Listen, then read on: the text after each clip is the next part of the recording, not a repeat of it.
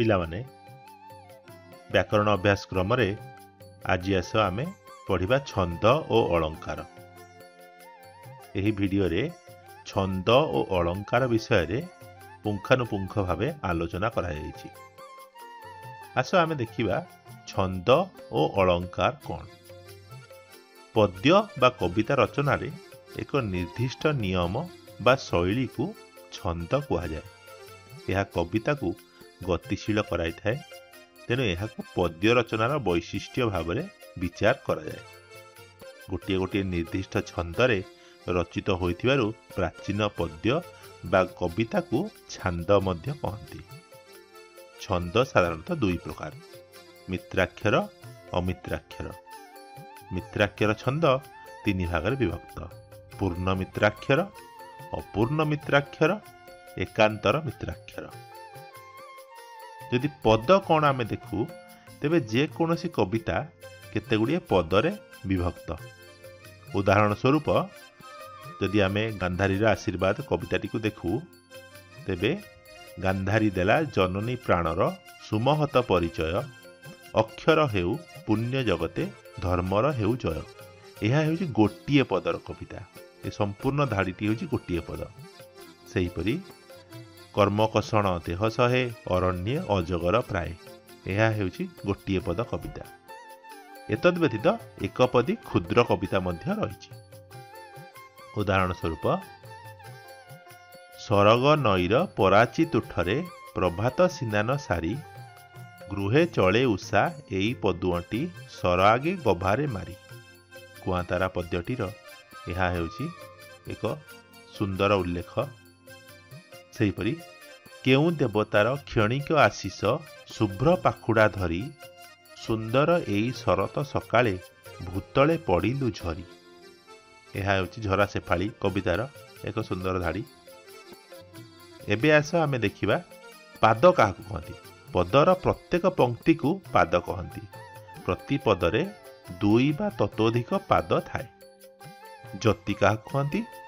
छंदर नियम अनुसार रचित होइथिबा पद्य को गान बा आवृत्ति कला बेले प्रत्येक पादर निर्दिष्ट अक्षर उपरे विश्राम नेबाकू हुए। यही विश्राम बा श्वासघात को जति बा जतिपात कहंती। विभिन्न छंद अनुसार पद, पाद एवं जति भिन्न भिन्न होइथाए। एठारे केतेक छंद और जतिपात उपरे आस आलोचना करिबा। प्रथम छंद आमे देखिबा दांडीवृत, तार रूपरेख। एहार दुईटी पादरे गोटिए पद हुए। प्रत्येक पादर अक्षर संख्या समान नुहे, तेणु निर्दिष्ट भाव में जतिपात हुए नहीं। किंतु बोलिला बेले गायक स्वर लंबाई निज सुविधा अनुसार विश्राम नियंती। ओडिया साहित्य रे केतेक प्राचीन काव्य एही दांडीवृत्तर रचित होइछि। शारदा दासंक महाभारत, बलराम दासंक दांडी रामायण, चैतन्य दासंक विष्णुगर्भ पुराण इत्यादि एही छंदरे लेखा होइछि। उदाहरण स्वरूप येथु अनंतरे द्रोणे विद्यापुत्रंत हकारी, बाबू तुम्भे जाओ रे मृगया बन हेरी। एथिरे कौनसी जतिपात न थाए। बोलिला समय जे कौनसी प्रकार निज सुविधा अनुसार जतिपात नहीं पारती। एथु अनंतरे गो पार्वती देवी शुण, माल्यवंत पर्वते रहिले रघुराण। दांडी रामायण उद्धृत एही पदटी दांडीवृत छंदरे रचित होइछि। एबे आमे देखिया द्वितीय प्रकार छंद भागवत बाणी बा गुज्जरी। कवि जगन्नाथ दासंक भागवत एही छंदरे रचित होइछि। एहार दुई पादरे गोटिए पद हुए। प्रति पादर अक्षर संख्या 9, तेणु एहाकू नवाक्षरी वृत्त बा नवाक्षरी छंद मध्य कहा जाए। प्रति पादर तृतीय, पंचम और शेष अक्षर उपरे जतिपात हुए। उदाहरण स्वरूप प्राणीर भलमंद बाणी, मरण काले ताहा जानी। एठारे कौन है? दुई पादरे गोटिए पद हेउछि। अमृत विनय वचन कही तोषिब प्राणी मन। भागवत उद्धृत एही धाड़ी भागवत बाणी बा गुज्जरी छंदरे रचित होइछि। एहाकु नवाक्षरी वृत्त बा नवाक्षरी छंदरे मध्य रचित होइछि बोली कहନ୍ତି। नटबाणी बा विभास केदार। एथिरे दुईटी पादरे गोटिए पद हुए। प्रतिटी पादर अक्षर संख्या 12 पादर तृतीय षष्ठ नवम एवं शेष अक्षर संख्या उपरे जतिपात हुए।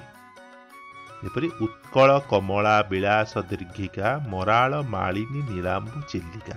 पिला लक्ष्य कर एठरे अक्षर संख्या 12 3 3 3 3 12 प्रथम धाड़ी रे एवं द्वितीय धाड़ी रे 3 3 3 3 संपूर्ण भावे 12। यह चिल्लिका काव्य आसी राधानाथ रायकर लिखित चिल्लिका काव्य। एबे आस परवर्ती छंद देखिबा चोखी। चोखी रे चारि पादरे गोटिए पद हुए। प्रथम दुईटी पादरे 29 लेखाएं अक्षर थाए। तृतीय पादरे 9टी अक्षर एवं चतुर्थ पादरे 13टी अक्षर थाए। प्रथम पाद दुईटीर षष्ठ अष्टम चतुर्दश षोडश द्वाविंश चतुर्विंश एवं शेष अक्षर रे जतिपात हुए। तृतीय पादर षष्ठ और शेष अक्षर रे एवं चतुर्थ पादर षष्ठ अष्टम और शेष अक्षर रे जतिपात हुए। जतिपात मन रखिबार सहज उपाय हेउछि प्रथम और द्वितीय पाद 6 युक्त 2 6 युक्त 2 6 युक्त 2 युक्त 5। तृतीय पाद हुए 6 युक्त 3 चतुर्थ पाद हुए 6 युक्त 2 युक्त 5। उदाहरण रे एठारे अछि मधुसूदन राव रचित जन्मभूमि काव्यर एही पदटी एवं एही पदटीर संपूर्ण गीतटी को तुम्भे शुणिले एहार जतिपात विषय रे तुम्भे अनुमान करि परिबो। तेबे आस एही पदटी को आमे गीत आकार रे शुणिबा। तू ही मां जन्म भूमि पवित्र भारत भूमि तोहर संतान आम्भे अटु सरबे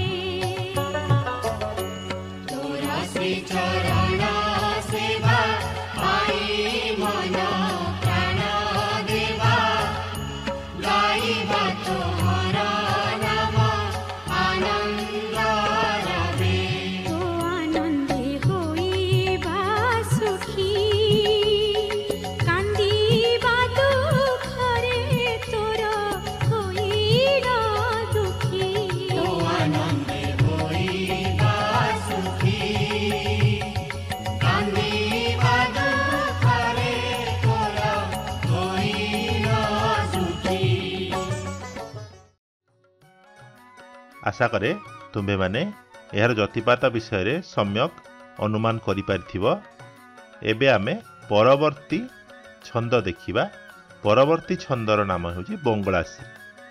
एही रचना रे गोटिए पद हेउची 2 पाद विशिष्ट। प्रत्येक पादर अक्षर संख्या 20। प्रथम एवं द्वितीय पादर षष्ठ द्वादश अष्टादश एवं शेष अक्षर उपरे जतिपात हुए। उदाहरण स्वरूप आमे देखिबा उत्कल गौरव मधुसूदन दासଙ୍କ रचित काव्य संतानर उक्ति। एहार एक उद्धृतांश माँ माँ बोली केते मु खोजिली माँ को पाइली नाही भाई भाई बोली केते मु डाकिली नदेले उत्तर केही। आस एहाकू गीत आकार शुणिबा एवं एहार जतिपात बुझिबा पई चेष्टा करिबा।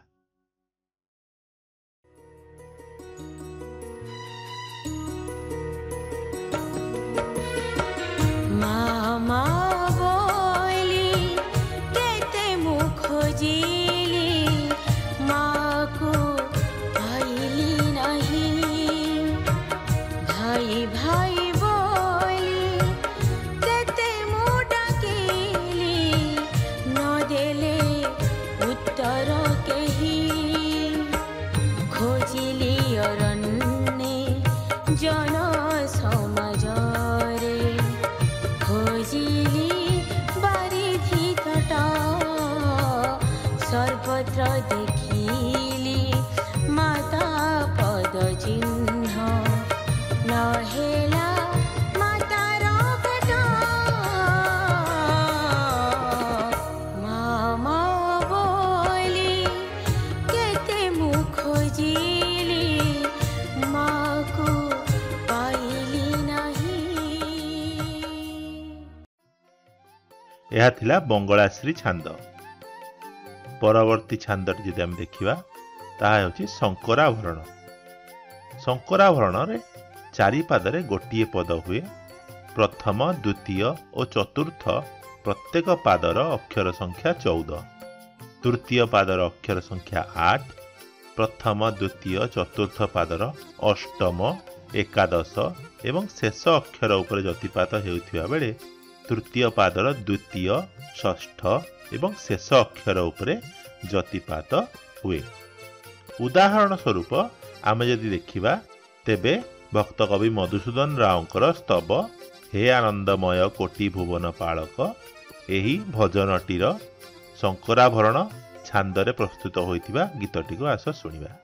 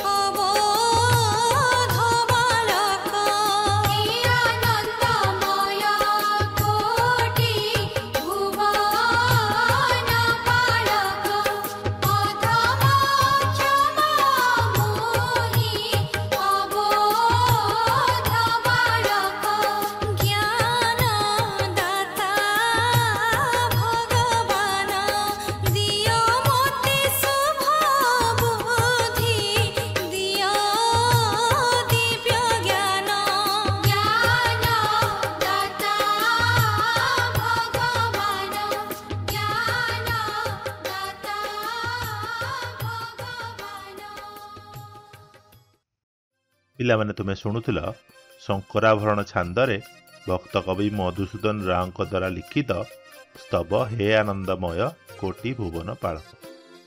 परवर्ती छांदरे जदि आमे देखु तेबे एहा हेउची रामकेरी छंद। रामकेरी छंदरे दुई पादरे गोटिए पद हुए, प्रति पादरे 16टी अक्षर थाए, नवम एकादश और षोडश अक्षर रे जतिपात हुए।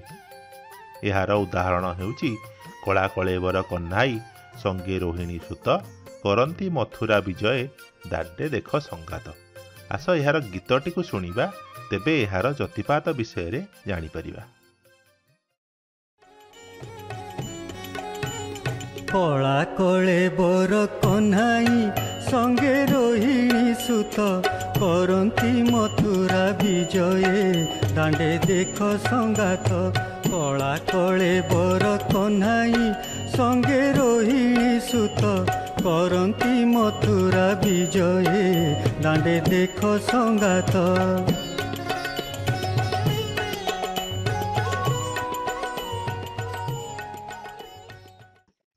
शुणुथिला पिला माने रामकेरी छांदरे मथुरा विजय काव्यर एक अंश। पिला माने आज आमे पढ़िलु छंद और अलंकार। ओडिया छंद और अलंकार अति सुंदर। प्रत्येक काव्य कवितारे एही छंद अलंकार और जतिपातर व्यवहार देखा मिले। दैनंदिन जीवन में तुम जो गीत बा पद्यावली शुण ताहा जो जतिपात देई आवृत्ति करा जाए ताहा ओडिया छंद और अलंकार अंशविशेष। एही भिडियो रे आमे छंद और अलंकार विषय रे सम्यक आलोचना कलु।